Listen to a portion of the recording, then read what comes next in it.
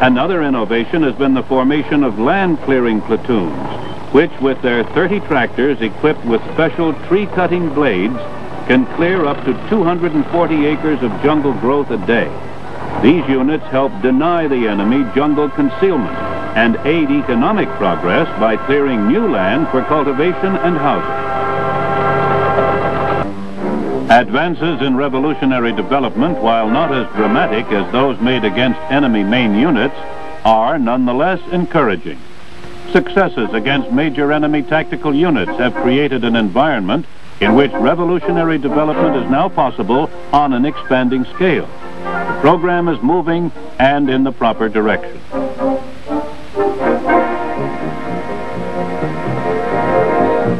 U.S. Army Vietnam's strong and capable 1st Logistical Command has grown with the buildup of U.S. forces and supports not only those who wear the Army green, but also other U.S., Vietnamese, and free world forces and activities. Its customers and consumers in Vietnam total over 1.3 million persons. Development and smooth operation of sea and river ports has been one of the most remarkable logistic success stories of 1967. Near Saigon, upstream from the once badly overcrowded civilian port, the Army completed a 6th port facility in Vietnam, appropriately named Newport. The port complex includes 4 600-foot permanent piers, 2 LST slips, and 1,200 feet of barge pier. To assist in the construction effort, these panels and trusses prefabricated at this Cam Ranh Bay engineer site have permitted units to build their own austere cantonments.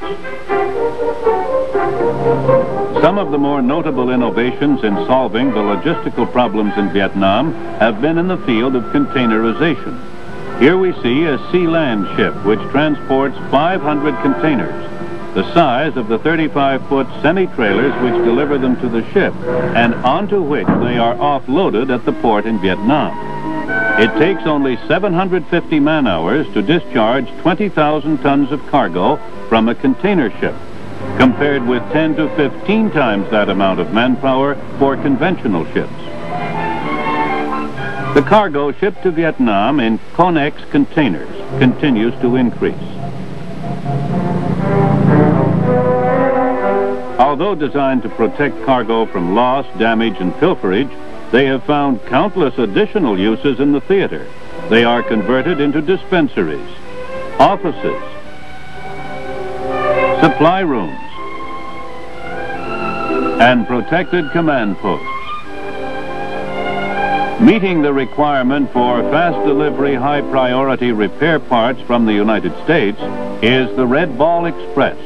Although named for its famed World War II predecessor, the current version utilizes airlift throughout the transportation cycle. Red Ball Express cargo, marked for identification, is shipped to Travis Air Force Base, California, for processing, consolidation, and onward movement. Upon arrival in Saigon, the high-priority cargo is immediately sorted and shipped to its requesters. The nerve center of the 1st Logistical Command is the 14th Inventory Control Center. It has modern electronic data processing equipment for control of more than 200,000 different supply and maintenance items. The Army Medical Service in Vietnam is a complex organization of more than 125 medical units and some 11,000 medical personnel deployed the length and breadth of the Republic to perform the time-honored military medical mission of conserving the fighting strength. With professional help no more than minutes away by air, and when minutes often mean lives, the mortality rate among wounded who get hospital attention is the lowest in history. The versatility of the medical evacuation helicopter has been increased by the development of a special internal personnel hoist, now found in all air ambulance units.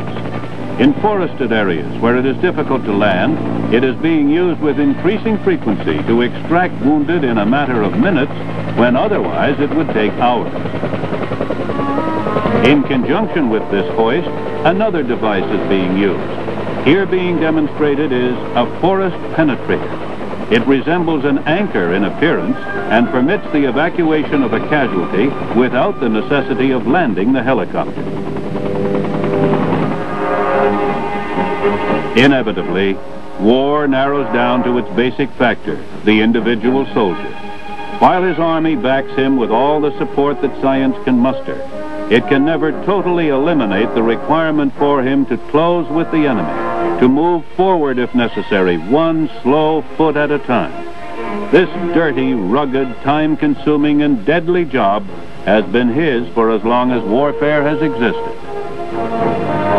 The American soldier. He is fighting a fanatical enemy in an environment which is advantageous to that enemy. And yet it is true that his morale is extremely high. His morale is founded on confidence in his officers and NCOs, in his own ability, and in that of his comrades. It is reinforced by the knowledge that he is the best equipped, best supported soldier in the world.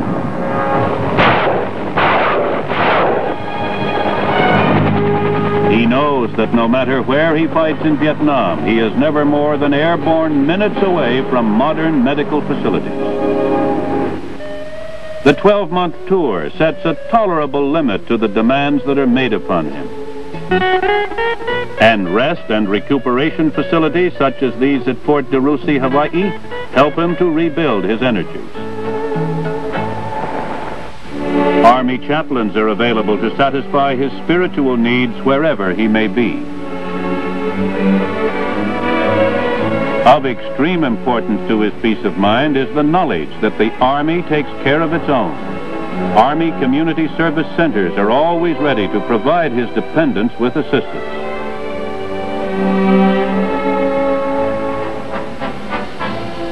Such demonstrations of the Army's concern for his welfare all help to maintain high morale. But its fundamental source stems from the fact that he is a man who believes in his country and what it stands for.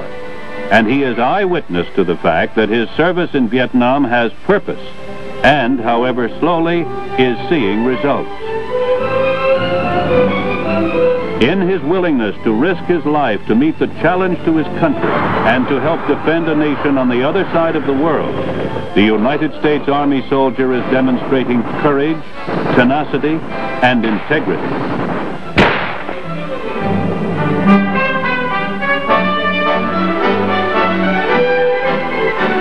Out of this Vietnam crucible, a sharper sword has emerged. The Army soldiers are better trained, as proven by their superb performance in combat.